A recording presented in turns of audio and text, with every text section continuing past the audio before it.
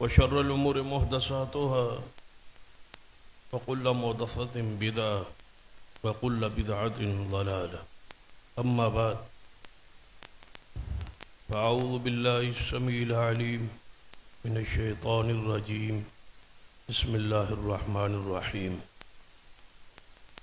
وَلَنَبْلُوَنَّكُمْ بِشَيْءٍ مِّنَ الْخَوْفِ وَالْجُوعِ وَنَقْصٍ مِّنَ الْأَمْوَالِ وَالْأَنفُسِ وَالثَّمَرَاتِ وَبَشِّرِ الصَّابِرِينَ.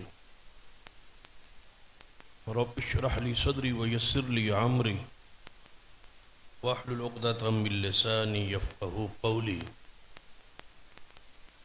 رب زدني علما. سبحان ربك رب العزة عما يصفون وسلام على المرسلين والحمد لله رب العالمين. حضرات،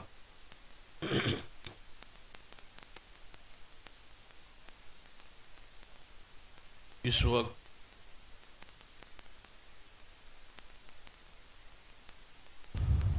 سارا ملک جو ہے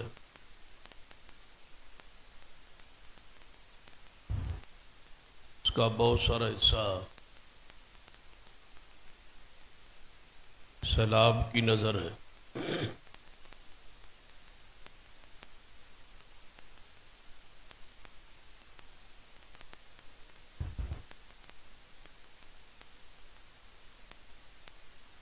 سیلاب ہمارے لیے آزمائش کی صورت ہے یا اللہ تبارک و تعالیٰ کی طرف سے گرفت عذاب اور سزا کی صورت میں ہے. یہ فیصلہ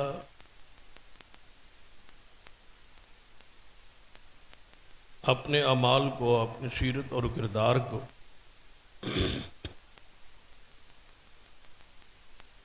آمنے سامنے رکھ کے خود کرنا ہے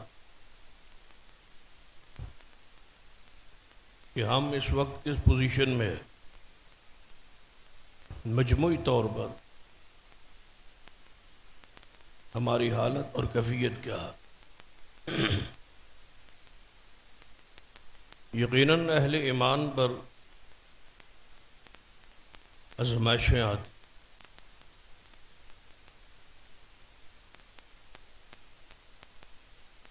اور جو شخصیات معصوم ہیں، انبیاء علیہ السلام،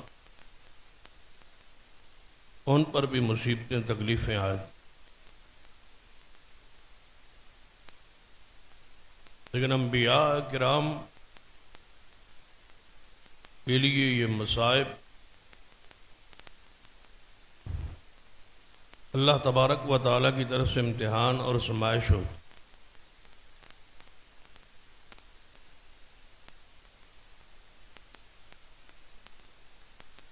جتنے بھی انبیاء علیہ السلام آئے، ان میں سے جن کا ذکر قرآن اور احادیث میں موجود ہے، جن کی تاریخ کو، سیرت کو اللہ اور اس کے رسول صلی اللہ علیہ وسلم نے بیان کیا، تو ان کے واقعات سے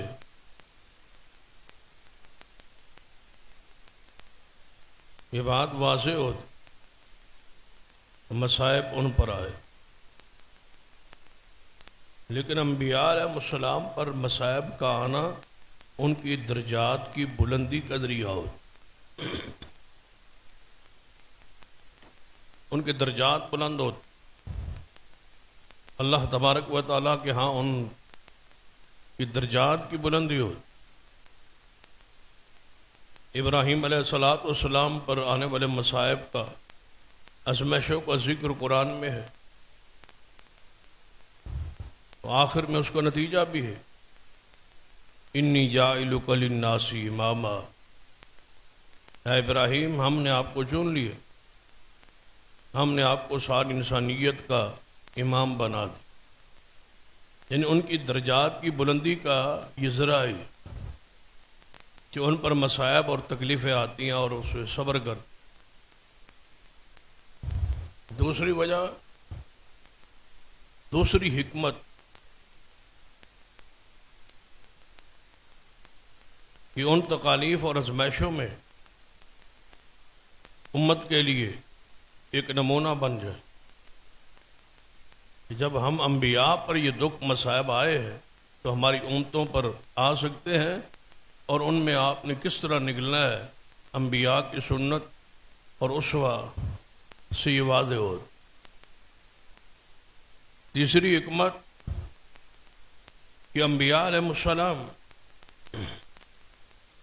کے بارے میں اللہ تبارک و تعالی، کیونکہ ان کے ہاتھوں سے معجزات ظاہر ہوتے، ایسے ایسے واقعات ظاہر ہوتے ہیں جو عام طور پر کسی بشر انسان کے اختیار میں نہیں ہوتے، تو ان معجزات کی وجہ سے کہیں یہ قوم غلو کا شکار ہو کہ ان کی پوجا نہ شروع کر دے، ان کو معبود نہ بنا لے، ان کو اپنا مسجود اور معبود نہ بنا لے۔ اس لیے اللہ تبارک و تعالی ان کو شان، درجات، مقام، معجزات دے کے ساتھ دکھ اور تکالیف دے کے ثابت کرتا ہے کہ یہ تمہارے مشکل کشا اور حاجت روا نہیں ہیں، یہ انبیاء علیہ السلام ہیں، یہ میرے رسول ہیں، یہ میرے پیغمبر ہیں، یہ میرا دین تم تک دعوت دینے آئے ہیں، یہ مشکل کشا اور حاجت روا نہیں ہیں۔ معجزات اس لیے بخشے گئے تاکہ آپ کو پتہ چلے کہ یہ عام بشر نہیں ہیں، واقعی ان کو اللہ کی تائید حاصل ہے۔ لیکن انبیاء علیہ السلام کے بعد جتنی بھی شخصیات اس دنیا میں آئی، ہر ایک شخص کے لیے یقیناً ایک شخص کافر ہے، بے دین ہے، تو اس کے لیے اللہ کی طرف سے گرفت اور پکڑ آتی، لیکن مومن دو حصوں میں تقسیم ہے۔ اہل ایمان بعض پر ایسے سیلاب یا طوفان یا ایسی آزمائش بن کے، امتحان بن کے آتے، یا پھر کسی گناہ کی پکڑ، سزا اور گرفت ہوتی۔ یقینی طور پر نہیں کہا جا سکتا یہ آنے والے مصائب اور تکالیف یا اس وقت کیونکہ ہمارا ملک سیلاب کی صورتحال سے دوچار ہے، تو اس کو نہ ہی قطعی طور پر آزمائش کہا جا سکتا ہے اور نہ ہی قطعی طور پر اس کو عذاب اور پکڑ کہا جا سکتا ہے۔ یہ معاملہ غیب کا ہے اور اللہ کے علم میں۔ ہم نے خود یہ فیصلہ اس وقت کرنا ہے کہ ہماری جو عملی صورتحال ہے وہ کس مقام پہ ہے۔ کیا ہم آزمائش کی صورت میں ہیں، یا ہمارے اعمال اس قدر مبارک اور اچھے ہیں کہ اللہ کی طرف سے ہمیں امتحان لیا گیا، آزمائش ہم پہ دی گئی، کچھ کو مصائب میں ڈال کر اور کچھ کو بچا کے، دونوں کے لیے آزمائش کہ یہ کیا کرتے ہیں اور دوسرے کیا کرتے ہیں، یا پھر اللہ تبارک و تعالیٰ سے کی طرف سے یہ پکڑ ہے، گرفت ہے۔ یہ ہم نے اپنے گریبان میں خود جھانک کے دیکھنا ہے، بالخصوص ان لوگوں کی جن پر یہ سیلاب یا یہ دکھ، یہ مصائب آئے۔ تقریباً جو کچھ مورخین نے لکھا ہے کہ جب سے یہ ملک بنا ہے تقریباً چھوٹے اور بڑے 36 مرتبہ 75 سالوں میں سیلاب آئے، لیکن موجودہ جو صورتحال ہے سب سے وہ تباہ کن ہے۔ تو ہم نے اس سے کوئی سبق، کوئی عبرت، کوئی درس لینا ہے۔ اس حوالے سے قرآن پاک میں اللہ تبارک و تعالیٰ نے ایک خبر دی کہ وَلَنَبْلُوَنَّكُمْ بِشَيْءٍ، ہم آپ کو اہل ایمان کو اس سے ایک آیت سے ما قبل اہل ایمان کو مخاطب کیا ہے کہ اے ایمان والو، وَلَنَبْلُوَنَّكُمْ بِشَيْءٍ مِّنَ الْخَوْفِ وَالْجُوعِ وَنَقْصٍ مِّنَ الْأَمْوَالِ وَالْأَنفُسِ وَالثَّمَرَاتِ، کہ ہم آپ کو ایمان لانے کے بعد ضرور آزمائیں گے، بڑی تاکید کے ساتھ کہ ایسا ضرور ہوگا کہ ہم آپ کو آزمائیں گے۔ شیء، کسی بھی چیز کے ساتھ آزمایا جا سکتا ہے، مطلقاً طور پر، ناکرہ کے طور پر اس کو استعمال کیا گیا۔ شیء، کسی چیز سے بھی ہم آپ کو آزمائیں گے، اور وہ آزمانے کی آگے تھوڑی سی اس کی تفصیل کر دی۔ وَلَنَبْلُوَنَّكُمْ بِشَيْءٍ مِّنَ الْخَوْفِ وَالْجُوعِ، کہ ہم آپ کو آزمائیں گے خوف کے ذریعے، کہ آپ پر دشمن کا رعب اور خوف طاری کر سکتے، یہ بھی ایک آزمائش کی صورت ہے۔ والجوع، یا آپ پر بھوک، مہنگائی، تنگ دستی، فقر، غربت، یہ آپ پر مسلط کر دے گا۔ یہ دوسری صورت ہے اللہ تبارک و تعالیٰ کی طرف سے آزمائش۔ من الخوف والجوع ونقص من الاموال، مال کی کمی، اسی سے مراد مہنگائی ہے۔ مال کی کمی، فصل کی کمی، پیداوار کی کمی، بحران، یہ ہم بھیج کے تمہیں آزمائیں۔ والانفس، تمہیں جان کے ذریعے آزمایا جا سکتا کہ تمہاری اولاد کو، تمہارے باپ کو، ماں کو، اولاد کو، بچوں کو، رشتہ داروں کو، عزیزوں کو، کسی بھی پیارے کو موت دے کے تمہیں دکھ اور مصیبت پریشانی میں لا کے ہم آزمائیں۔ وثمرات، اور یہ آخری صورت یہ ہے کہ ہم پھلوں کی کمی کر دیں، باغات کا نقصان کر دیں، بنی بنائی فصلیں اجاڑ دیں۔ اس کی کوئی بھی صورت ہو سکتی ہے، خشک سالی ہو یا سیلاب کی صورت ہو۔ آگے فرمایا وبشر الصابرین، خوشخبری مبارک ہے ان لوگوں کے لیے جو اس پر، ان مصائب پر صبر کریں۔ تو یاد رکھیے، ہم اس وقت دیکھنا یہ ہے کہ کیا ہم اس آزمائش کی صورت میں، آزمائش نماز کے بعد، روزے کے بعد، اعمال صالحہ کے بعد، عقیدہ درست ہو جانے کے بعد، پوری طرح اپنے علم کے مطابق، کتاب و سنت کے مطابق زندگی بسر کر لینے کے بعد، اگر آپ پر دکھ اور مصائب یا ایسی کوئی بھی صورت آتی ہے تو سمجھیں کہ آپ آزمائش میں، اللہ تعالیٰ آپ کا امتحان لے رہا ہے کہ سکھ میں دیکھ لیا ہے، ذرا اس کو دکھ دے کے آزماتے ہیں، یہ کیا کرتا ہے، کیا شکر ادا کرتا ہے، صبر کرتا ہے، اور اس پر اس کا کردار کیسا ہو، اس کو دیکھتے ہیں، آزماتے ہیں۔ اللہ تعالیٰ آزماتا ہے اور پھر اس مومن کو اس سے کندن بنا کے نکالتا ہے۔ اس سے جس طرح بھٹی میں سونا خالص کرنے کے لیے بھٹی میں ڈالنا ضروری ہے، اس کے ایمان کی خالص دیکھنے کے لیے اللہ تعالیٰ اس کو مصائب کی بھٹیوں میں ڈالتا ہے کہ یہ کیسے نکلتا ہے، اس کے اندر کوئی میل کچیل، کوئی گناہ، کوئی چیز اگر کمی کوتاہی ہے تو اس کو اللہ تعالیٰ صاف کر دیتا ہے، معاف کر دیتا ہے۔ بالکل صاف ستھرا مومن ان مصائب میں صبر کر کے باہر نکل آتا۔ نبی علیہ الصلوۃ والسلام نے فرمایا کہ اللہ تعالیٰ ایک بندے کو جنت دینے کا فیصلہ کرتا، ارادہ فرماتا ہے اور اس کا اعلان کرتا ہے کہ میرے فرشتوں، فلاں فلاں بندے کو میں نے جنت دینے کا فیصلہ کر لیا ہے، ارادہ فرما لیا ہے۔ تو فرشتے کہتے ہیں یا اللہ، وہ تیرا بندہ تو گناہ کرتا ہے، اس کے اعمال میں نیکیاں بھی ہیں اور گناہ بھی ہیں، تو گناہوں کی کثرت ہے، بہت زیادہ گناہ ہے، تو آپ کا قانون تو یہ ہے، عدل تو یہ ہے کہ جس کے اعمال صالح زیادہ ہوں اس کو جنت نصیب ہو، اس کے تو گناہ ہیں۔ تو اللہ تعالیٰ فرماتے ہیں میرے فرشتوں، میں اس بندے کو تکلیف دوں گا، آزمائش دوں گا، مصیبت کو اتاروں گا، کوئی نقصان کروں گا اس کا، مالی طور پر، جانی طور پر، بدنی طور پر، جسمانی طور پر اس کو کوئی دکھ دوں گا، وہ اس میں صبر کرے گا، میں اس کے سارے گناہوں کو معاف کر دوں اور وہ جنت میں داخل ہو جائے۔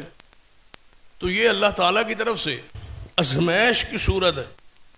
لیکن اگر شخص نماز نہ پڑھتا ہو، کلمہ پڑھ کے اپنے عہد کو توڑتا ہو، کیا آپ کے علم میں ہے کہ جب بندہ کلمہ اسلام پڑھ لیتا ہے اس کے بعد اس کا نماز، زکوٰۃ، روزے اور حج کا اللہ سے معاہدہ ہو جاتا، اور معاہدے کے درمیان اللہ اور بندے کے درمیان معاہدہ ایک جملے سے ہے، اور وہ ہے لا الہ الا اللہ محمد الرسول اللہ صلی اللہ علیہ وسلم، کہ اے اللہ عبادت تیری ہوگی اور طریقہ محمد مصطفیٰ صلی اللہ علیہ وسلم کا ہو۔ یہ وعدہ کر کے اسلام میں داخل ہو۔ جو ہی بندہ نماز چھوڑتا ہے یا احکام یا فرائض کو چھوڑتا ہے، ترک کرتا ہے، تو وہ اللہ سے کیے ہوئے وعدے کو توڑ رہا ہے۔ بدعہدی کی ہے ایسے شخص نے، ایسے شخص نے اللہ سے کیا ہوا وعدہ توڑ دیا ہے، اس بیعت کو توڑ دیا ہے جو اللہ تبارک و تعالیٰ سے اس نے بذریعہ ہے کلمہ۔ عام بندے کے ساتھ ہم جب کلمہ پڑھ کے حلف اٹھا کے قسم اٹھا کے وعدہ کرتے تو بندہ کیا کہتا ہے، یار میں نے کلمہ پڑھ کے یہ وعدہ کیا تھا، میں نے یہ قسم اٹھا کے وعدہ کیا تھا۔ تو یہ جب مسلمان بندہ ہوتا ہے تو اللہ سے وعدہ کلمہ پڑھ کے آپ کر رہے، جب آپ اس کو توڑتے ہیں نماز کو چھوڑ کر یا دیگر فرائض کو چھوڑ کر، تو اللہ تعالیٰ وعدہ توڑنے والے کی پھر گرفت کرتا ہے، پکڑ کرتا ہے، سزا دیتا ہے۔ اب فیصلہ کیا کرنا ہے کہ ہم اس وقت مجموعی طور پر ہماری قوم کس مقام پہ کھڑی؟ کیا ہم آزمائش کی صورت میں یا عذاب کی حالت اور کیفیت؟ تو ہمارا رجحان دلائل سے، امر واقع سے یہ محسوس ایسے ہوتا ہے کہ ہم اللہ کی ناراضگی میں، ہم اس کی پکڑ میں، ہم اس کی گرفت میں۔ کیوں؟ جن جن خاص کر علاقوں میں سیلاب کی کیفیت، ان علاقوں میں جا کے آپ دیکھیں گے تو آپ کو محسوس ہوگا کہ ان میں اکثریت لوگوں کی ایسے ہے جنہیں کلمہ اسلام پڑھنا بھی نہیں آتا۔ یہ حالت، یہ کیفیت ہے۔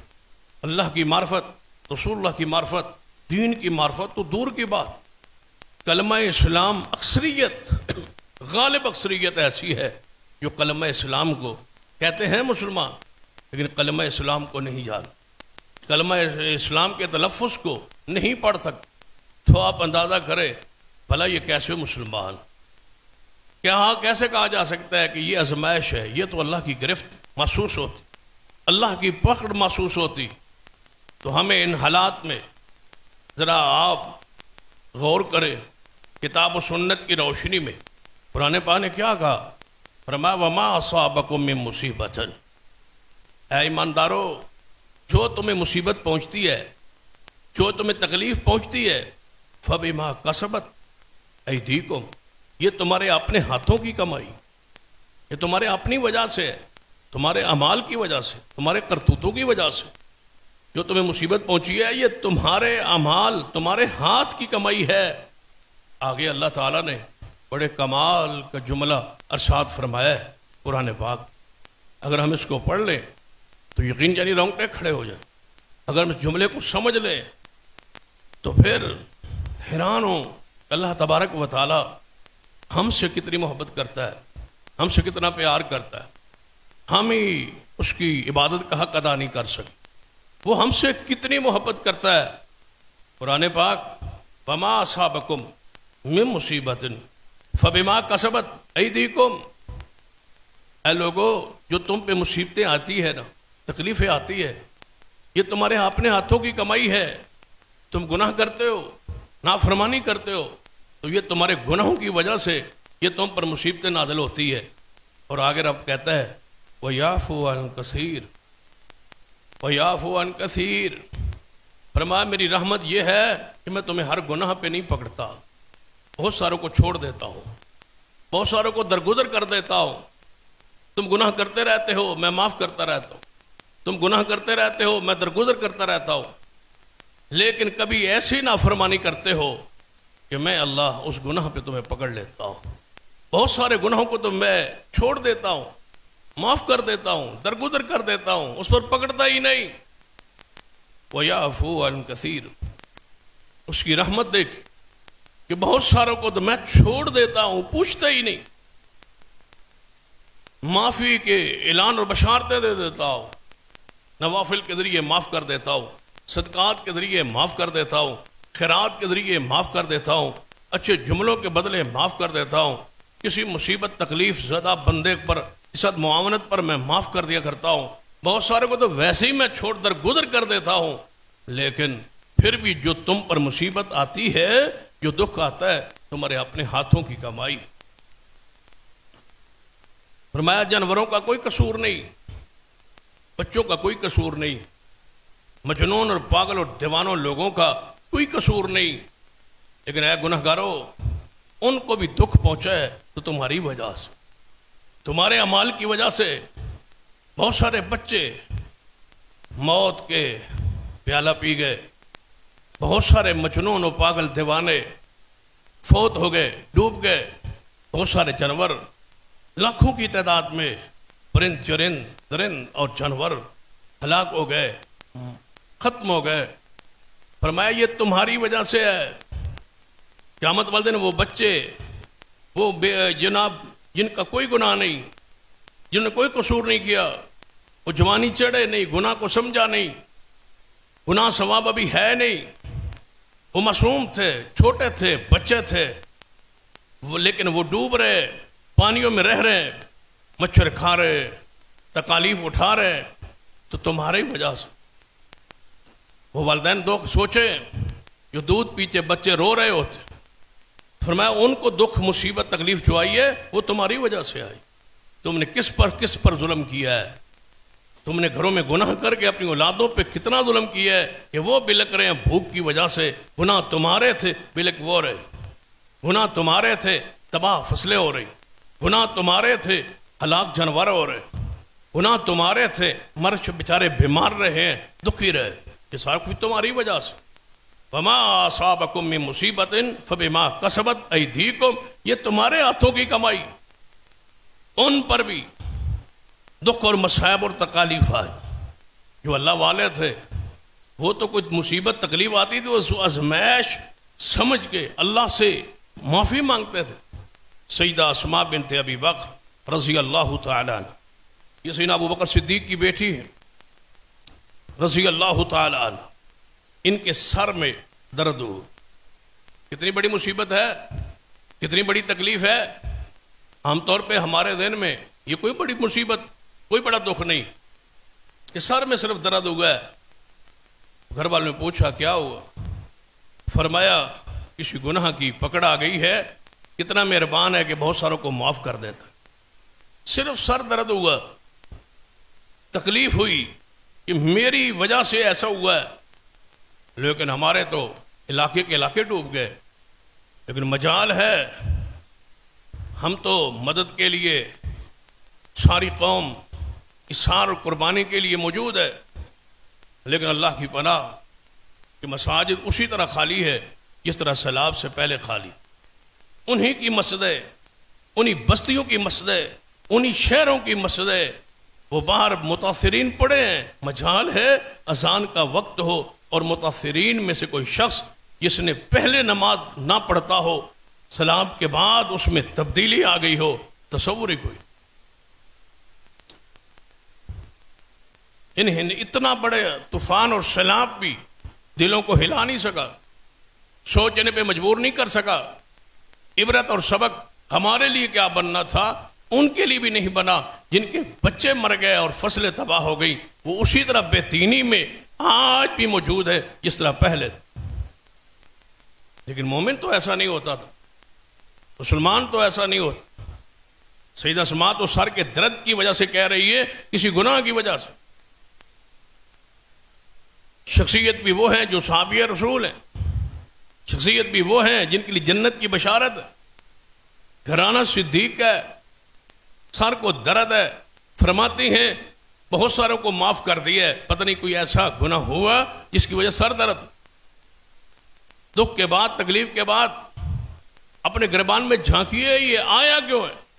یہ تو کہتے ہو سر کو درد ہوا، یہ تو کہتے ہو بخار آ گیا، یہ تو کہتے ہو یہ تکلیف آ گئی، یہ کیوں نہیں سوچتے یہ آئی کیوں؟ سیدنا قاضی شرح رحمہ اللہ کے بارے میں ہاتھ پر جو ہے وہ پھوڑا نکلا ہو، صرف ہاتھ پر پھوڑا ہے، تو پوچھا گیا کہ یہ جو آپ کو اس ہاتھ پر پھوڑا نکلا ہے یہ کیوں، کیا ہوا؟ ہم تو یہ کہہ سکتے کہ جلد خراب ہے، کوئی موسم ایسا ہے، لیکن کیا فرمایا؟ فرمایا اسی ہاتھ نے کوئی گناہ کیا، لگتا ہے اس کو ہاتھ نے کوئی گناہ کر دیا، اس کی پکڑ آ گئی، اس کا علاج فرمایا توبہ ہے، توبہ کروں گا، جب قبول ہو گئی تو سمجھوں گا، جب صحت ہو گئی تو سمجھ لوں گا کہ اللہ نے میری توبہ کو قبول فرما لی۔ یہ وہ لوگ ہیں جو ہمارے اسلاف ہیں، یہ وہ ہمارے قابرین ہیں جن کے ہم نام لیوا ہیں، جن سے محبتیں اور پیار ہم کرتے ہیں، لیکن ان کی سیرت اور کردار سے ہم بہت زیادہ دور چلے گئے۔ امام محمد بن سیرین رحمۃ اللہ علیہ، ان پر قرض چڑھ گئے، ہم بھی مقروض ہوتے، لیکن ہماری وجوہات عیاشی ہوتی یا فحاشی ہوتی یا کوئی اور مجبوری ہوتی جس پر ہم قرض سے لیتے لیتے مقروض آتے۔ امام محمد بن سیرین رحمہ اللہ کچھ مقروض ہو گئے، تو کسی نے پوچھا اے امام سنا ہے آپ پر کوئی قرض ہو گیا؟ فرمایا ہاں، آج سے 40 سال پہلے مجھ سے گناہ ہوا تھا، اس وجہ سے لگتا ہے اللہ نے مجھ کو مقروض کر دیا۔ گناہوں کو چھوڑنے کی طرف کیوں نہیں آتے؟ یہ پیغام پوری دنیا کے لیے، یہ ہمارا پیغام ہر اس بندے اور ہر اس شخص اور ہر اس علاقے کے لیے ہے جو سیلاب سے اس وقت دکھ سے اور تکلیف سے متاثر، کہ اپنی حالت کو بدلی، اپنے اعمال کو درست کیجیے، توبہ کیجیے، اللہ سے معافی مانگی، تاکہ یہ عذاب اور یہ سیلاب اور یہ کیفیت جو ہمارے ملک اور ہماری قوم کی ہے اس میں کچھ بہتری ہے۔ اور بھی اتنے محدثین اور ائمہ کرام کے اس حوالے سے اقوال موجود ہیں۔ ایک بہت بڑے محدث گزرے ہیں، امام گزرے ہیں، امام ابو سلیمان دارانی رحمہ اللہ۔ جب ان سے کوئی زیادتی کرتا یا ان سے کوئی اس طرح سمجھے کوئی معاملات میں یا کسی بھی حوالے سے کوئی بات سخت کرتا تو وہ ناراض نہیں ہوتے، کہتے جاؤ میں نے آپ کو معاف کر۔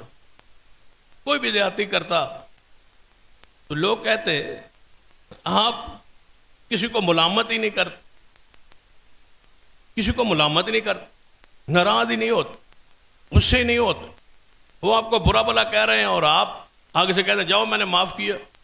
معافی کے علاوہ آپ کے پاس کچھ نہیں، کوئی غصہ ہوتا ہے، کوئی جلال ہوتا ہے، کوئی جذبات ہوتا ہے، کوئی جواب ہوتا ہے۔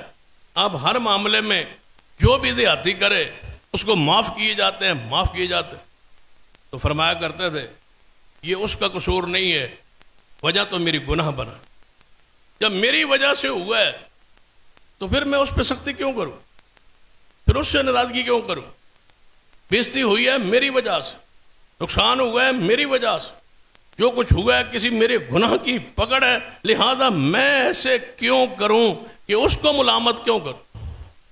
یہ حالت، یہ کیفیت ہمارے اکابرین اور محدثین کرام کی۔ قرآن پاک نے کیا کہا؟ ظہر الفساد فی البر والبحر۔ اے لوگو، یہ جو خشکی اور تری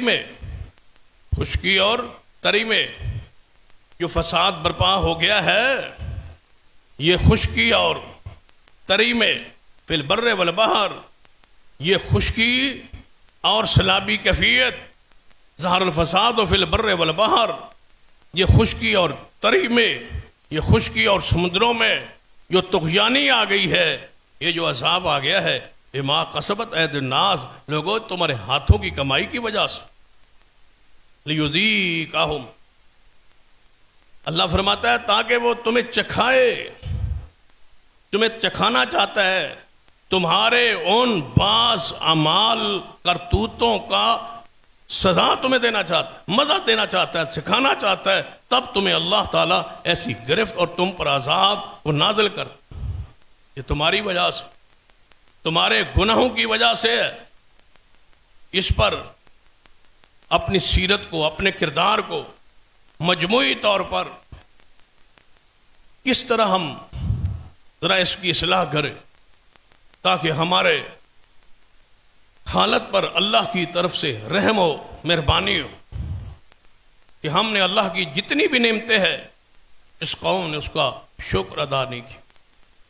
امام ابن قیم رحمۃ اللہ علیہ فرمایا کرتے تھے یہ شکر ہے نا، زوال نعمت، جتنی نعمتیں ہم پر آ کے زائل ہوتی ہیں، ختم ہوتی ہیں، اللہ واپس لے لیتا ہے، چھین لیتا ہے، عذاب نازل کرتا ہے، اس کے سارے اسباب، جتنے بھی نعمتوں کے چھننے کے اسباب ہیں، ان سب سے بچاؤ کا ایک ہی طریقہ ہے کہ جس پر نعمت ہو وہ اللہ کا شکر ادا۔ ہم شکر ادا نہیں کرتے، جس کی وجہ سے ہماری یہ حالت اور کیفیت، اور ہمارا شکر کی کیفیت بھی دیکھنے والی ہوتی۔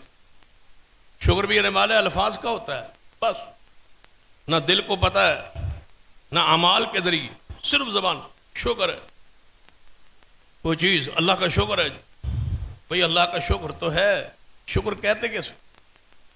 کیا آپ نے کیا ہے؟ شکر معنی مفہوم کیا ہے؟ شکر کیسے کیا جاتا؟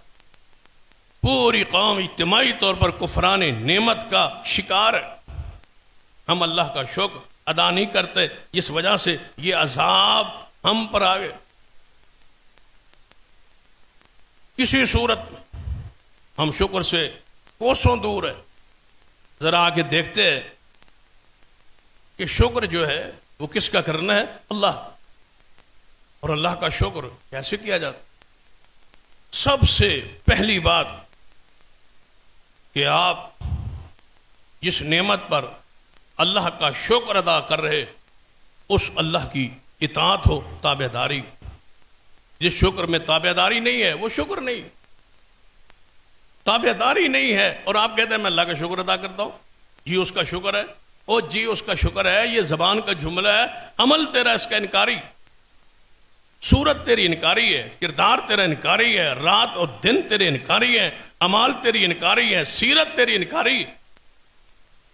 یہ شکر نہیں ہوتا شکر الحمدللہ، جملہ بھی ہم نے خود بنایا ہو، شکر الحمدللہ، پانی پی لیا شکر الحمدللہ، صرف الحمدللہ کے بجائے شکر ضرور نال داخل کر، یا کوئی نعمت مل جائے، کوئی چیز مل جائے، شکر ہے، شکر تو ہے، اس کا کوئی انکار نہیں، لیکن شکر کیا روحانیت کیا ہے، طریقہ کیا ہے کہ آپ اپنے اللہ کی اطاعت و فرما برداری کریں، یہ شکر۔ آنکھ کا شکر یہ ہے ادھر نہیں دیکھ سکتے جس سے اللہ نے روکا ہے، کان کا شکر یہ ہے وہ نہیں سن سکتے جس سے اس نے روکا ہے، ہاتھ کا شکر یہ ہے کہ نہیں پکڑ سکتے جس سے اس نے روکا ہے۔ سارا دن زبان کی اور کان کی اور ہاتھوں کی آوارگی ہو، بے حیائی ہو، فحشی ہو، گانے سنتے ہوں، بے حیائی کے کام کرتے ہوں اور سنتے اور دیکھتے ہوں، سارا دن نظر آوارہ گندی چلتی ہو، تو بندہ کہے شکر ہے۔ شکر کس کا؟ تیرے ہاتھ نہ شکر ہے، تیری کان نہ شکر ہے، تیری زبان نہ شکری ہے، تیری آنکھ نہ شکری ہے، تیرے ہاتھ پاؤں نہ شکر ہے، تیرا پورا وجود وہ کفران نعمت کا عکاس ہے، دلیل ہے، عمل سے تو انکار کر رہا، زبان سے صرف کہہ رہا ہے شکر ہے۔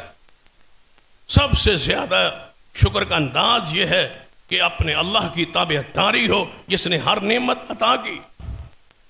محدثین نے لکھا ہے شکر کا دوسرا انداز یہ ہے کہ جس نے نعمت دی ہے اس سے محبت، جو آپ کو قرض دیتا ہے اس سے محبت نہیں ہوتی، جو تعاون کرتا ہے اس سے محبت نہیں ہوتی، فطری بات ہے نا۔ تو پھر اللہ سے سب سے زیادہ محبت ہو، کیوں؟ جو کچھ ہے وہ دیا اس نے، سب کچھ جب اس نے دیا ہے تو پھر محبت میں سب سے بڑھ کر اللہ سے محبت ہو تو یہ ہے شکر۔ اور اگر محبت اللہ سے نہیں ہے تو یہ شکر کیسا؟ یہ شکر کیسا ہے جس میں اللہ تعالیٰ سے محبت، محبت کے بعد پہلی بات تابعداری، پھر محبت، محبت کے بعد اعتراف کر، اعتراف کس بات کا؟ جو کچھ میرے پاس ہے یہ اللہ کا دیا ہو، میرا کمال، میرا ہنر، میں نے سب کچھ کمایا، میری چلاکی، میری چستی، میں نے ایسے ایسے کما لیے، نہیں، تو کچھ بھی نہیں، تیری حیثیت کیا ہے؟ آج بیمار کر دے، تیری حیثیت کیا ہے؟ آج ہی تجھے دکان سے اٹھا کے گھر بٹھا دے، فالج زدہ کر دے، تیرے اختیار کیا ہے؟ عقل ختم کر دے، آنکھ ختم کر دے، سب کچھ اللہ کے اختیار میں ہے۔ اللہ کی قسم، تیری انگلی میں درد ہو تو اس کو ٹھیک کرنے پر بھی قادر نہیں ہے۔ تجھ جیسا بھی کوئی کمزور ہے دنیا میں؟ ہم تو کمزور ہیں۔ اعتراف اس کا ہو، یہ سب کچھ اس کا کرم ہے، یہ سب تمہارا کرم ہے۔ اللہ یہ بات اب تک بنی ہوئی، اور اس کا کرم نہ ہوتا تو آپ کے پاس یہ جو ساری نعمتیں ہیں یہ تمہارا نہیں۔ دیکھے، کان تو دوسروں کے بھی، آنکھیں دوسروں کی بھی، عقل دوسروں کا بھی ہے، ان کے پاس پھر مال کیوں نہیں؟ یہ جو بھیک مانگ رہے ہیں روڈوں پر، یہ جو مزدوری کر رہے ہیں سڑکوں پر، آنکھیں ان کی بھی دو ہے، پاؤں ان کے بھی دو ہے، لیکن ان کے پاس یہ نہیں ہے جو تیرے پاس ہے، تو پھر تیرا کمال نہیں، نہ تیری ذہانت کا، نہ فطانت کا، نہ تیرے آنکھوں کا، نہ تیرے وجود کا، یہ سب کچھ کرم ہے اللہ جس نے تجھے سب کچھ عطا کیا۔ ساتھ ساتھ اس کی تعریف کرے، وہ میرا رب، وہ میرا مالک، وہ میرا خالق، اس کی تعریف کرے، اس کی عظمت کرے، بیان کرے، جہاں بیٹھے اس کی شان کو بیان کرے۔ جو آپ سے یہاں تعاون کرتا ہے ہر مجلس میں ذکر نہیں کرتا، فلاں میرا بندہ واقف ہے، فلاں میرا بندہ دوست، اس نے یہ کیا، اس نے یہ کیا، اس نے وہ کیا، جس نے کچھ کیا یا نہیں اس کی تعریف کرتے ہو۔ کوئی ہے شک کہ جو کچھ تمہارے پاس ہے یہ سب کچھ کرم اس کا؟ ہر محفل میں اس کی ذات، اس کی آمد، اس کی تعریف۔ اور سب سے بڑا شکر ان سارے اندازوں سے گزر کے سب سے بڑا شکر یہ ہے کہ جس نے جو دیا ہے نا، کس نے دیا ہے؟ اللہ۔ تو اس کے ناپسندیدہ، منع کردہ جگہ پر اس کی دی ہوئی نعمت کا استعمال نہ ہو۔ کیا مجھے بتاؤ، کوئی کمپنی کوئی چیز بناتی ہے تو بنانے کے بعد کیا اس کے استعمال کا طریقہ نہیں بتلا سکتی؟ کیا وہ گارنٹی دیتی ہے؟ گارنٹی کے بعد یہ نہیں کہتی کہ اس چیز سے بچنا ہے، پھر گارنٹی ہے۔ اللہ تعالیٰ تجھے سب کچھ دے کے اس نے استعمال کے ناجائز اور جائز طریقوں کو بتلا دیا ہے، پھر بھی تم وہاں استعمال کرو جہاں اللہ نے روکا ہے، تو یہ کفران ہے۔ جہاں جہاں سیلاب ہے، اس قوم کے ہر فرد سے میں مخاطب ہوں کہ جتنی دکھ و تکالیف میں آپ ہیں، آپ نے اپنی کمائی کو، مال کو وہاں خرچ کیا جہاں سے اللہ نے روکا ہے، آج تم اس کی گرفت میں، اس کی پکڑ میں ہو۔ مدد ہمارا حق ہے، تعاون ہمارا حق ہے، یہ ہماری آزمائش ہے، ہمارا امتحان ہے کہ ہم دکھ میں دیکھ کے کیا کرتے ہیں، یہ ہماری طرف سے ہے۔ لیکن صلاۃ متاثرین کے ذمہ کیا ہے کہ جس حالت میں تم ہو، یہ عذاب میں ہو یا آزمائش میں ہو، اپنے گربانوں میں جھانک کے اللہ کی طرف رجوع کیوں نہیں کر؟ بندوں کی طرف دیکھتے ہو، متاثرین کی مدد کرنے والوں کی طرف دیکھتے ہو، اللہ کی طرف کیوں نہیں دیکھتے؟ جس نے تمہیں علاقے، مکانات سب کچھ دے کے آج چھین لیا اور ہمارے لیے درس اور سبق بنا دیا ہے کہ اے مال پر، دکانوں پر، مکانوں پر، کاروبار پر، زمینوں پر مان کرنے والوں، آج تم اس حالت میں ہو تو تم بھی دریاؤں کے پاس ہی رہتے ہو، تمہارے نیچے بھی اوپر بھی دریا ہے۔ کیا کہا تھا فرشتے نے محمد مصطفیٰ صلی اللہ علیہ وسلم کو؟ یہ طیف والے دو پہاڑوں کے درمیان رہتے ہیں، اگر آپ کہیں تو دو پہاڑوں کو ملا نہ دیا جائے، تو کیا ہم دو دریاؤں کے درمیان نہیں رہتے؟ وہ چاہے تو دریاؤں کو ملا دے، نیچے پانی اوپر نکال دے، نیچے اور اوپر سے برسا دے، ساری پانی زمین کو دریا بنا دے، وہ اس پر قادر ہے۔ ہمارے لیے یہ ہے سبق کہ ہم بھی اس عذاب اور تکلیف کا آج نہیں، کسی وقت شکار ہو۔ کیا ہم بھی سیلاب اپنے علاقوں میں، اپنے ضلعوں میں، اپنی بستیوں میں نہیں دیکھے؟ جب دیکھے ہیں تو پھر ہمارے لیے بھی درس ہے، عبرت۔ کسی وقت بھی وہ بندے مدد کے لیے اللہ نہ کرے، ہماری مدد، ہم اپنی مدد کے منتظر ہوں کہ کوئی آئے جو ہمیں بچا۔ ہم اپنے فریضے مدد کو ادا کرے، وہ اپنی حالت کیفیت پہ غور کرے کہ ہم کیسے۔ قرآن پاک میں ایک آیت مبارکہ ہے، اس کو میں آپ کے سامنے رکھنا چاہتا ہوں۔ وہ آیت اگر کوئی اللہ تبارک و تعالیٰ کے رحم کو، مہربانی کو، اس کی رحمت کو دیکھنا چاہے، پڑھنا چاہے، تو ان الفاظ کو اور اس آیت مبارکہ کو پڑھا کر یقین جانی اللہ تبارک و تعالیٰ نے انتہا کی ہے ہم پر محبت اور پیار کی۔ اللہ فرماتا ہے ما یفعل اللہ بعذابکم ان شکرتم وآمن۔ اس کا معنی پتہ کیا ہے؟ اے میرے بندو، بتاؤ اگر تم شکر کرتے رہو اور ایمان رکھتے رہو، پھر آپ سب دوستوں نے غور کرنا ہے اس آیت پر کہ اے میرے بندو اگر تم شکر کرتے رہو، شکر کے معنی کو آپ نے سمجھ لی کہ محبت کرتے رہو، اطاعت کرتے رہو، محبت کرتے رہو، اعتراف و تعریف کرتے رہو، میرے منع کردہ جگہوں پر اپنی نعمتوں کو، پیسوں کو، مال کو خرچ نہ کرو۔ اگر تم شکر کرتے رہو تو جی اللہ، اگر ہم شکر کرتے رہے تو پھر ذرا غور کیجیے اس آیت کے ان الفاظ کے معنی اور مفاہیم پر، اس کی گہرائی پر، اس کی روحانیت پر۔ اللہ فرماتے ہیں کہ اگر تم شکر ادا کرتے رہو اور ایمان اپنا صحیح رکھو، ما یفعل اللہ بعذابکم، میرے بندوں بتاؤ میں تمہیں عذاب دے کے کیا کر لوں؟ میں نے تمہیں عذاب کیوں کرنا ہے؟ میں نے کیا کرنا ہے تمہیں عذاب دے کے؟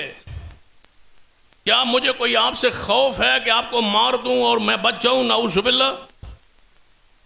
کیا تمہیں عذاب دے کے میری خدائی کے اختیارات میں کوئی اضافہ ہو جانا ہے؟ مجھے کوئی فائدہ ہے؟ میں تمہیں عذاب دے کے کیا کروں گا؟ اگر تم شکر کرو تو اللہ فرماتا ہے میں تو تمہیں عذاب دے کے کرنا کیا؟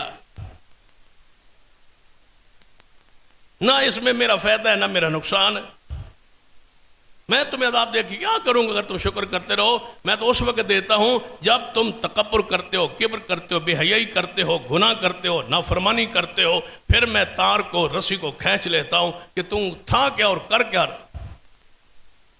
تو اپنی حیثیت کو بھول گئے؟ جب تم ماں کے پیٹ میں تھا اور وہاں چیختا چلاتا رہتا تھا اندر ماں کے پیٹ کے اندر، اور میں تجھے وہاں خوراک پہنچاتا رہا، وہاں آیا تو روتا ہوا دنیا میں آیا، تیرے تو دانت بھی نہیں تھے، پینے کھانے کا سلیقہ بھی نہیں تھا، نہ تجھے باپ کھلا سکتا تھا نہ ماں کھلا سکتی تھی۔ وہ کون تھا جس نے تیرے آنے سے پہلے تیری ماں کی چھاتی پر دودھ کی نہریں اور تیرے لیے نرم ترین غذا اور قوی ترین غذا تیار کرتا رہا؟ جس دن تو آیا اسی دن تیرے لیے خوراک تیار تھی اور پینے کا سلیقہ بھی میں نے تیرے اندر داخل کر دیا کہ پینا کیسے۔ اور آج تو کہتا ہے، آج نہ شکری کرتا ہے نہ فرمانی کرتا ہے، اور جب تیرے دانت نکل آئے اور تو 2 سال کا ہوا، کھانے خارجی خوراک کھانے لگا، تو پھر میں نے تیرے دودھ کو چھڑوا کے پورے احکام بیان کر دی۔ اب میرے بارے میں ناشکری کرتا ہے، نافرمانی کرتا ہے، کفر کرتا ہے، میری دی ہوئی نعمتوں کو غلط استعمال کرتا ہے۔ فرمایا میں نے اعلان کر دیا ہے وَإِذْ تَعَذَّنَ رَبُّكُمْ، اللہ فرماتا ہے تمہارے رب کا یہ اعلان ہے لَإِنْ شَكَرْتُمْ لَعَزِيدَنَّكُمْ، شکر کرتے رہو گے، میرا اعلان ہے، اللہ کی طرف سے اعلان۔ یہ آیت ذرا اس سے بھی آگے، میرا اعلان ہے وَإِذْ تَعَذَّنَ رَبُّكُمْ، تمہارے رب کا کھلا اعلان ہے، اذان، تعذن اعلان ہے، اذان ہے، للکارہ ہے، حقارہ ہے اللہ کی طرف سے کس بات کا؟ تمہارے رب نے اعلان کر دیا ہے لَإِن شَكَرْتُمْ لَأَزِيدَنَّكُمْ، شکر کرتے رہو گے زیادہ دیتا رہو،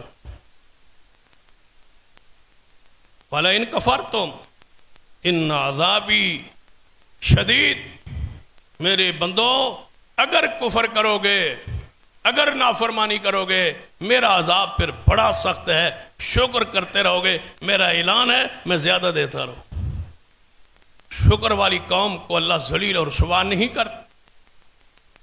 اللہ تعالیٰ فرماتا ہے ایک بستی کی مثال قرآن میں بیان کرتا ہے، ایک بستی تھی، ہر طرف سے نعمتوں کا بھرمار تھا، زمینیں تھی، فصلیں تھی، ہر طرف سے خوراک، رزق، مال، دولت آ رہا تھا۔ اللہ فرماتا فَقَفَرَتْ بِأَنْعُمِ اللَّهِ، انہوں نے میری نعمتوں کا کفر کیا، انکار کیا، نافرمانی کی، شرک کیا، گناہ کیے، ناپ تول میں کمی کی، زیادتی کی، ظلم کیا، فحاشی بے حیائی، زنا، بدکاری میں لگ گئے۔ پھر اللہ فرماتا ہے جب اس حالت میں پہنچے فَأَذَاقَهَا اللَّهُ لِبَاسَ الْجُوعِ وَالْخَوْفِ، ہم نے بھوک کا لباس پہنا کے رکھ دی، بھوکے، خشک سالی، بارشیں روک لی۔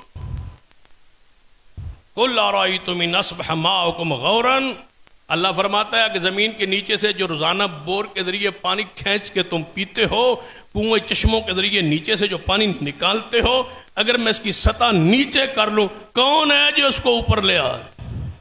قُلْ أَرَأَيْتُمْ إِنْ أَصْبَحَ مَاؤُكُمْ غَوْرًا فَمَنْ يَأْتِيكُمْ بِمَاءٍ مَّعِينٍ، کون ہے ٹھنڈا پانی پھر اوپر لانے والا؟ اوپر سے برسانا چھوڑ دوں، نیچے کی سطح کم کر دوں، نیچے لے جاؤں۔ ایک جگہ پہ اللہ قرآن میں کہتا ہے اگر میں رات ایک دفعہ ڈال کے زمین پر رات پا کے دن نہ کروں، سورج ہی نہ چڑھنے دوں، یہ تمہارے اختیار میں ہے یا میرے اختیار؟ سورج کو روک دوں، کون ہے جو دن چڑھائے؟ اگر دن لاؤں رات نہ لاؤں، سارا دن سورج کو اسی طرح قائم رکھوں، نہ غروب ہونے دوں، تمہارا اس پر حکم نہیں، میرا حکم ہے۔ اس کا مطلب ہے جو کچھ ہے جب میری طرف سے ہے، پھر تمہیں کیا حق ہے کہ تم اللہ کی نعمتوں کی نہ شکری اور نہ قدری کرو؟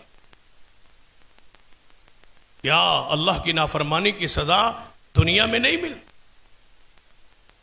حدیث پاک ہے وَجُعِلَ الذِّلَّةُ وَالصِّغَارُ عَلَىٰ مَنْ خَالَفَ أَمْرِي، حضور فرماتے ہیں ذلت اور رسوائی اس بندے پر ڈال دی گئی ہے جو میں محمد مصطفیٰ کی سنت کی، امر کی مخالفت کرے۔ قرآن کیا کہتا ہے فَلْيَحْذَرِ الَّذِينَ يُخَالِفُونَ عَنْ أَمْرِهِ أَن تُصِيبَهُمْ فِتْنَةٌ أَوْ يُصِيبَهُمْ عَذَابٌ عَلِيمٌ، لوگو ڈر جاؤ میرے نبی کی مخالفت نہ کرو وگرنہ تم پر فتنے اور عذاب مسلط کر دیے جائیں گے دنیا میں۔ پڑھ لو احادیث پاک، حضرت عبداللہ بن عباس رضی اللہ تعالی عنہما کی حدیث ہے، رسول اللہ فرماتے ہیں، امام دارمی رحمہ اللہ دارمی میں اس حدیث کو بیان کیا ہے تو فرماتے ہیں لوگو تمہیں کیا ہو گیا؟ تم ڈرتے نہیں ہو کہ تم پر اللہ کی طرف سے عذاب آ جائے؟ ان تعذبوا، تم پر عذاب ڈال دیا جائے، یا تمہیں مسخ کر کے زمین میں جو دھکیل دیا جائے، دفن کر دیا جائے، زمین پھاڑ دی جائے۔ اور ایسے واقعات موجود ہے، زلزلے سے زمین پھٹی ہے، بندے اور مکان سمیت اندر داخل ہو۔ جب 2008 میں ہمارے پاکستان میں زلزلہ آیا تھا تو بڑی بڑی منزلیں اور مکان، کئی منزلیں زمین میں دھنس گئے، آج تک نظر نہیں آئے، بندے نہیں نکالے گئے، ملبہ بھی نہیں نکالے گئے، نیچے خود ہی قبر بن گئی۔ تو حدیث کیا ہے؟ ابن عباس فرماتے رسول اللہ نے فرمایا تم اللہ کی نافرمانی سے، تم عبداللہ ابن عباس فرماتے ہیں بعد نہیں آتے، رسول اللہ کی حدیث کچھ ہوتی ہے اور تم کچھ کرتے ہو، تم ڈرتے نہیں ہو کہ تمہیں زمین میں دھنسا دیا جائے؟ کیا امام مالک رحمت اللہ علیہ کا وہ مشہور قول، کسی نے پوچھا مسجد نبوی میں کہ ہم نے عمرے پہ جانا ہے، احرام کہاں سے باندھیں؟ فرمایا مدینہ سے باہر نکلے، مسجد علی جسے آج کہا جاتا ہے، حدیث میں اس کا نام ذوالحلیفہ ہے، وہاں جا کے احرام باندھ۔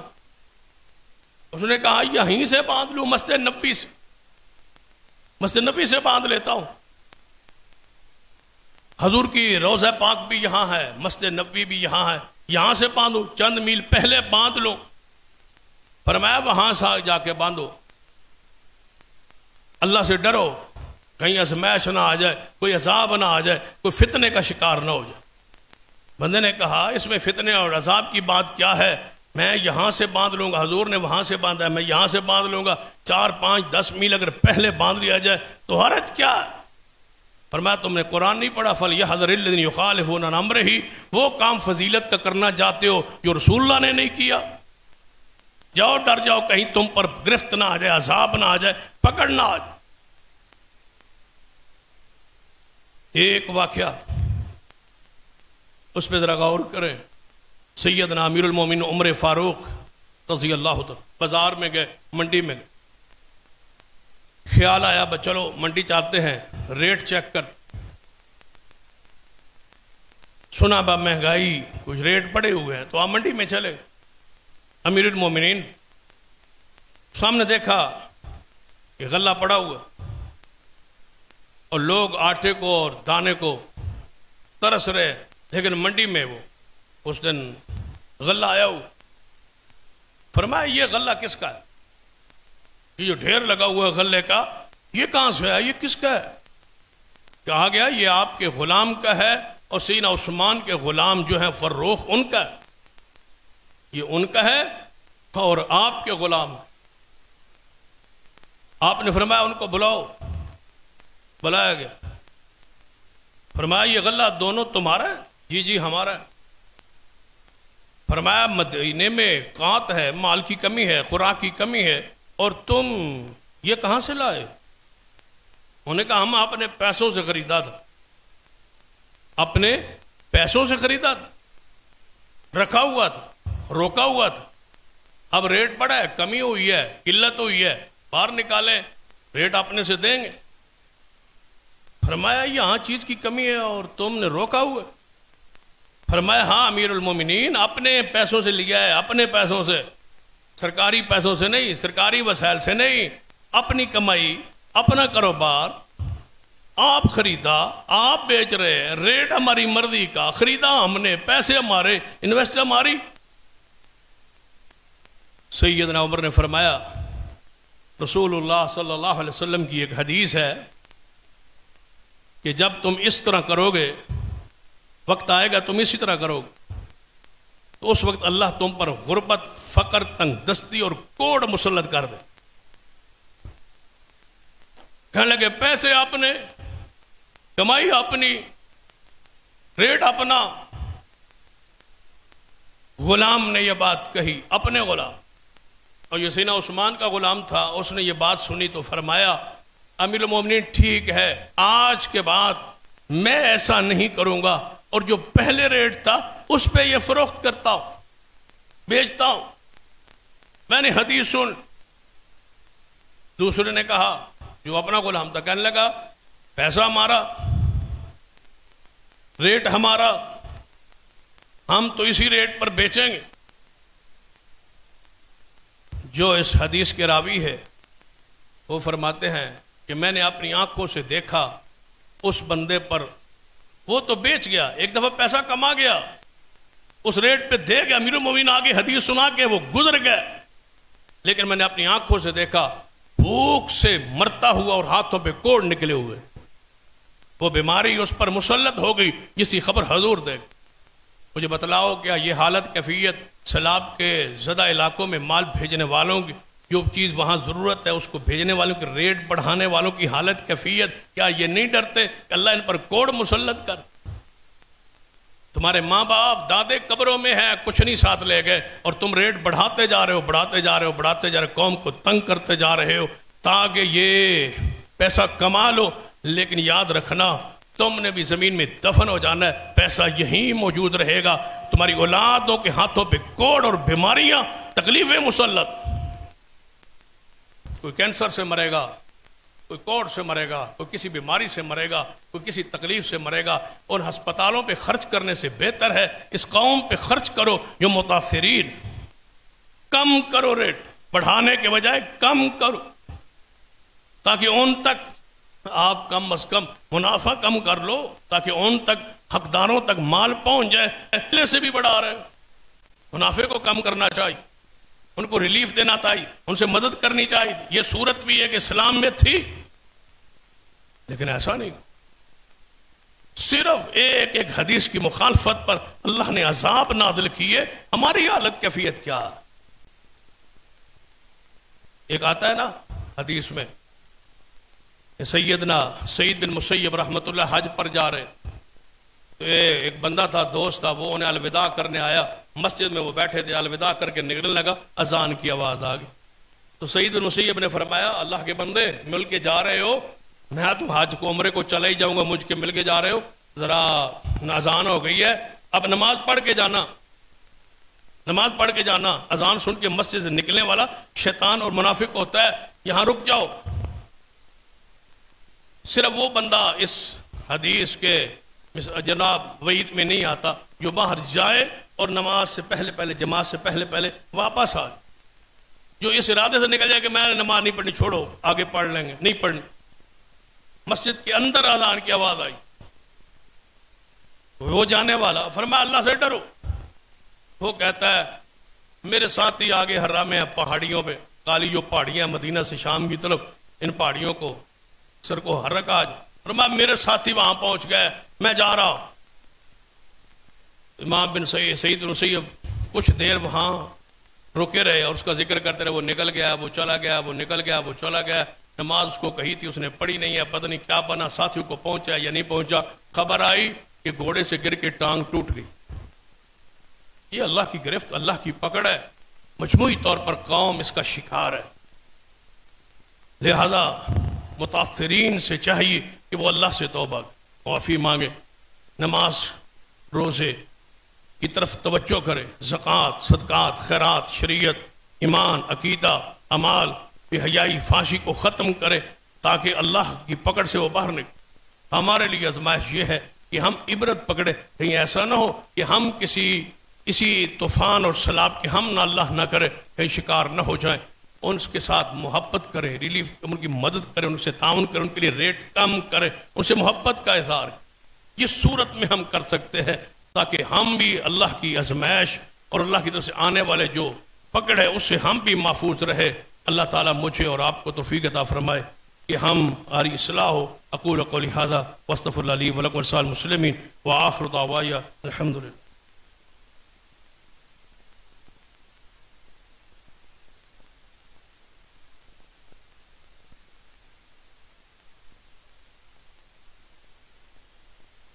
حضرات، کئی دنوں سے سیلاب کے متاثرین کے ساتھ ہمارا تعاون کا سلسلہ جو ہے وہ جاری و ساری. گزشتہ اعلان کے مطابق ہم جمعہ ہفتہ اتوار 3 دن کے لیے وہاں سے نکلے اور سندھ کے علاقے میں متاثرین کی مدد کے لیے وہاں پہنچے. جو حالات واقعات ہم نے دیکھے تو اسی جو تاثر وہاں اور جو کچھ ہم نے دیکھا محسوس کیا کہ اسی کا اظہار خطبہ جمعہ پہ آپ کے سامنے کرے. جو وہاں قوم کی مجموعی حالت، جو تباہی اور بربادی کی حالت ہے، شاید ہم نے اپنی زندگی میں ایسی تباہی اور بربادی نہیں دیکھی. کہ پانی ابھی بھی فصلوں میں کھڑا ہے اور فصلیں مر گئی ہیں، ختم ہو گئی ہیں، کھجوروں تک خشک ہو گئی ہیں، گر گئی ہے. چاول، کیلے کی فصل، چاول کی فصل بالکل نشان مٹ گئے، کپاہ کی فصل. اور آئندہ جو نظر آ رہا ہے اس علاقے میں کہ گندم کی جو ہے، گندم اپنے موسم کے مطابق اس کی بجائی نہیں ہو سکے گی، ایسے محسوس ہوتا ہے. اگر یہی پانی کھڑا ہے تو زمین اس قابل نہیں ہوگی کہ یہاں پہلے زمین خشک ہو، وتر آئے اور وہاں پر فصل بیجی جا سکے. ایک تو نقصان پچھلا ہوا اور ایک نقصان یہ ہے کہ آئندہ فصل بیجنے کا موسم بھی گزر جائے، ایسے محسوس ہوتا ہے. تو ہم نے وہاں جیکب آباد، شکارپور اور کند کوٹ کے اندر، تحصیل ٹھول کے اندر، سکھر کے اندر، گھوٹکی کے اندر سامان اور نقدی ریلیف اور سامان وہاں پہنچایا. جماعت